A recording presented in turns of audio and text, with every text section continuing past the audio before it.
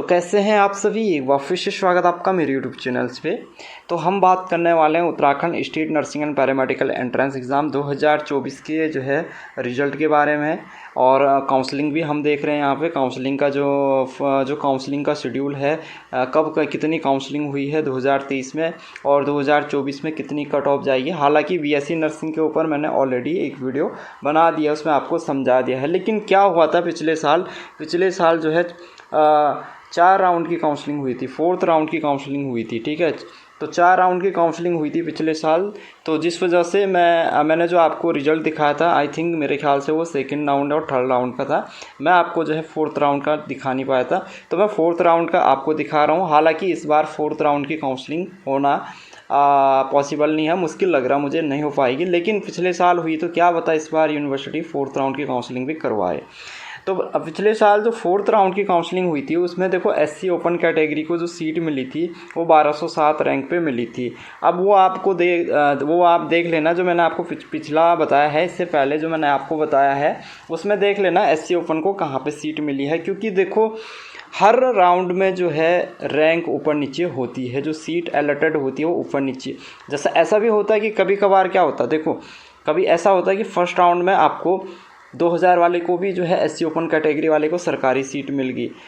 और कभी क्या होता है कि जो 4th राउंड की काउंसलिंग होती है, यानी सेम सिचुएशन में, या जैसे हमारी काउंसलिंग चल रही है अभी 2024 की काउंसलिंग शुरू हो रही है, फर्स्ट राउंड की काउंसलिंग शुरू होगी, तो उसमें क्या होता है कभी कभार जैसे फर्स्ट राउंड की काउंसलिंग स्टूडेंट ने करी, उसकी 2000 रैंक थी, एससी ओपन कैटेगरी थी, उसको सरकारी कॉलेज मिल गया, उसका एडिशन ले लिया, ठीक है। अब 4th राउंड की काउंसलिंग हुई और उसकी एससी ओपन कैटेगरी सीट है और उसकी रैंक है 800। उसकी रैंक कितनी है 800, लेकिन उसको सरकारी कॉलेज वहाँ पे नहीं मिल पाएगा।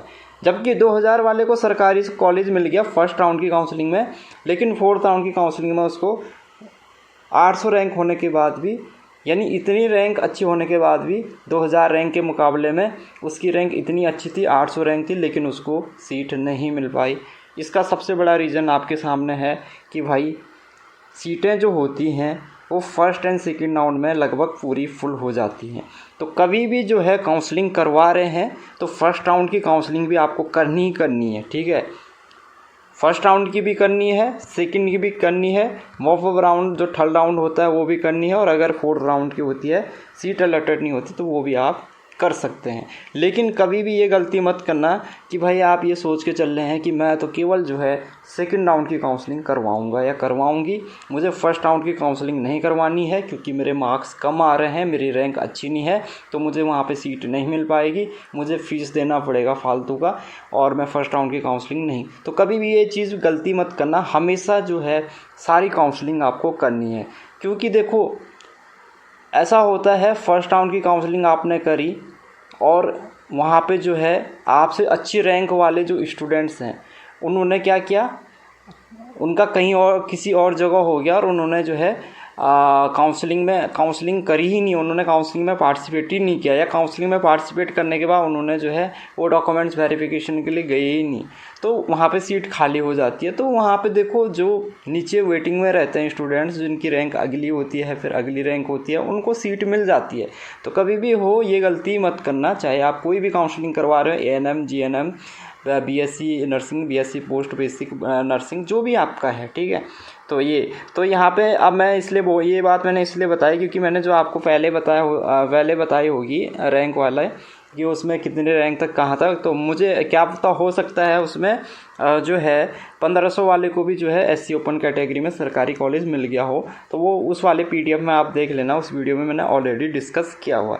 तो सभी राउंड की जो काउंसलिंग होती है उनका रिजल्ट अलग अलग आता है, इसलिए मैं ये चीज़ दोबारा आपको बता रहा हूँ। इसके बाद देखो एससी वुमन की यहाँ पे 1170 पे एससी वुमन कैटेगरी में सरकारी कॉलेज मिला था। एससी वुमन कैटेगरी में 49 मार्क्स हैं इनको, जो गवर्नमेंट नर्सिंग कॉलेज चंपावत मिला था। कौन सा कॉलेज मिला था? गवर्नमेंट नर्सिंग कॉलेज चंपावत मिला था। उसके बाद ईडब्ल्यूएस वुमन कैटेगरी में यहाँ पे जो कट ऑफ गई थी वो 725 गई थी, यानी 725 जो रैंक थी जिसकी 725 जो रैंक गई थी, ठीक है, ईडब्ल्यूएस वुमन कैटेगरी में ये। तो 725 कहाँ पे है? तो ये है आपका 725।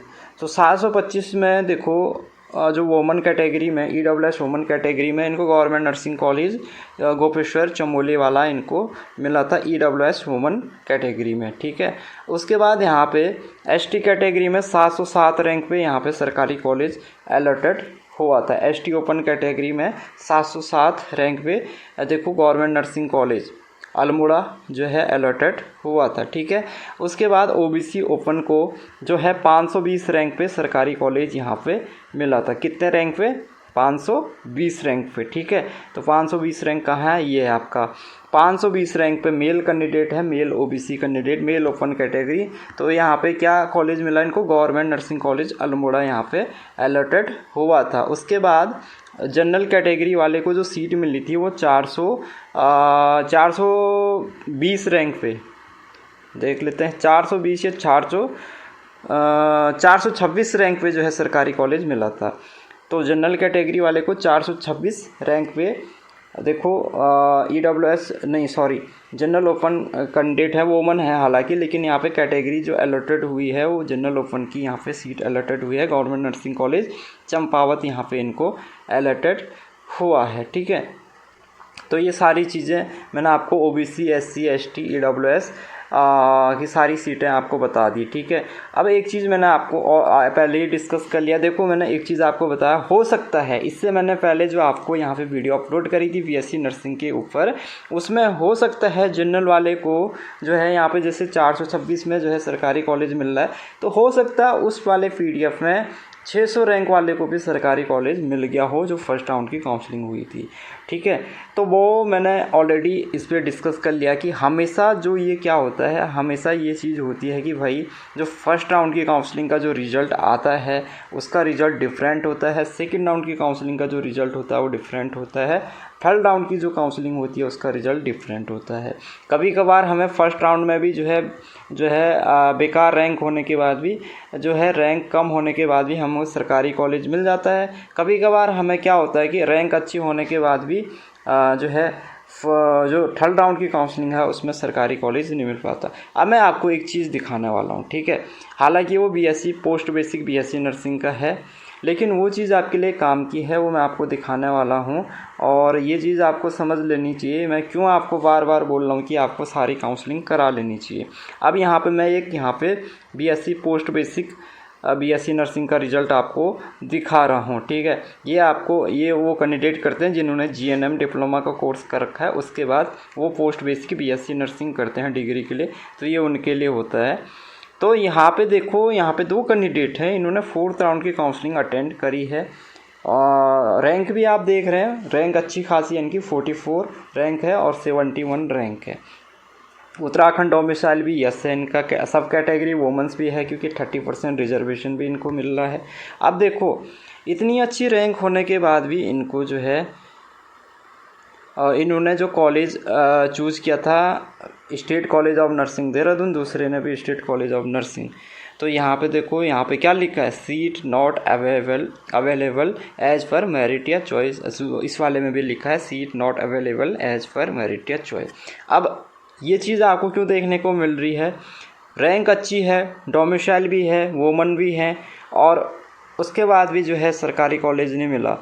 तो इनकी गलती क्या थी? इनकी गलती सिर्फ इतनी थी कि इन्होंने जो है इससे पिछले राउंड की काउंसलिंग अगर अटेंड नहीं करी होगी, ठीक है। अगर ये फर्स्ट राउंड की काउंसलिंग अटेंड करते तो फर्स्ट राउंड की काउंसलिंग में ही इनको सरकारी कॉलेज मिल गया होता है। सेम चीज़ BSc नर्सिंग वालों के भी साथ हो सकती है। आपकी रैंक जो है 50 रैंक है और आप 4th राउंड की काउंसलिंग अटेंड करें तो बिल्कुल भी आपको सरकारी कॉलेज नहीं मिलेगा। आपके मार्क्स जो हैं 70 मार्क्स हैं और आपने काउंसलिंग नहीं करी, आप सीधे जा रहे हैं 3rd राउंड की काउंसलिंग कराने के लिए, और आपको चाहिए अच्छा कॉलेज, और वहाँ पे कोई सरकारी कॉलेज ही नहीं बचा है, सब सीटें सब जगह फुल होगी। तो भैया आपको उस इतने मार्क्स लाने का कोई फ़ायदा ही नहीं है, इस अच्छी रैंक लाने का आपको कोई फ़ायदा ही नहीं है, उसका कोई बेनिफिट ही नहीं है, क्योंकि आपने काउंसलिंग करवाई नहीं टाइम से। तो आपको तीनों काउंसलिंग करवानी है। जब भी काउंसलिंग का शेड्यूल आएगा उस पर मैं पूरे आपसे कंप्लीट जो है उसमें इंफॉर्मेशन के साथ उस पर वीडियो बनाऊंगा, किस तरीके से आपको काउंसलिंग करनी है, क्या क्या डॉक्यूमेंट्स लगाने हैं, कैसे आपको काउंसलिंग करना है, कौन से कॉलेज आपको प्रेफरेंस में भरना है ताकि आपको वो कॉलेज मिल जाए, ठीक है। इसके पीछे भी रीज़न होता है। देखो आप अगर देखो पहले नंबर पे अगर आप अच्छा कॉलेज भर देते हैं तो आपको सर पहले नंबर पे अगर आप फर्स्ट सेकंड थर्ड में आप टॉप के कॉलेज भर रहे हैं तो उसमें आपको सीट मिलने के चांसेस कम होते हैं, ठीक है। और अगर आप दूर दराज के कॉलेज जो है प्रेफरेंस में पहले दे रहे हैं तो वहाँ पे जो है कॉलेज मिलने के चांसेस थोड़ा ज़्यादा हो जाते हैं। तो ये सारी चीज़ें हमने देखी है।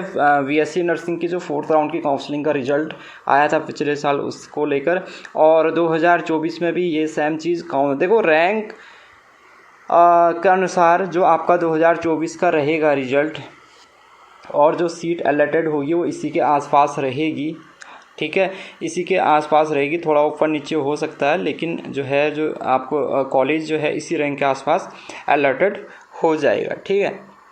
लेकिन इस बार 4th राउंड की काउंसलिंग होगी या नहीं होगी इस पर कोई भी डिस्कशन करना अभी बेकार है, क्योंकि मुझे लगता नहीं है कि 4th राउंड की काउंसलिंग होगी। पिछले साल क्या हुआ था कि गवर्नमेंट नर्सिंग कॉलेज चंपावत शायद से वो थर्ड राउंड की काउंसलिंग हुई थी उस टाइम पे जो है या सेकंड राउंड की जो काउंसलिंग हुई थी या थर्ड राउंड की, उसमें गवर्नमेंट नर्सिंग कॉलेज चंपावत जो है उसमें आ गया था, ठीक है। उससे पहले चंपावत था नहीं, मतलब चंपावत वाला नर्सिंग कॉलेज उस टाइम पे चालू नहीं हुआ था। उसने सेकंड राउंड की या थर्ड राउंड की काउंसलिंग में उसको ऐड कर लिया था, तो वहाँ पे सीटें उसकी बच गई थी, तो उन सीटों उनका जो है बेनिफिट जो है कैंडिडेट को मिल गया था। इस साल भी अगर कोई नया कॉलेज खुलता है सरकारी नर्सिंग का तो उसका बेनिफिट यहाँ पे स्टूडेंट्स को ज़रूर मिलेगा।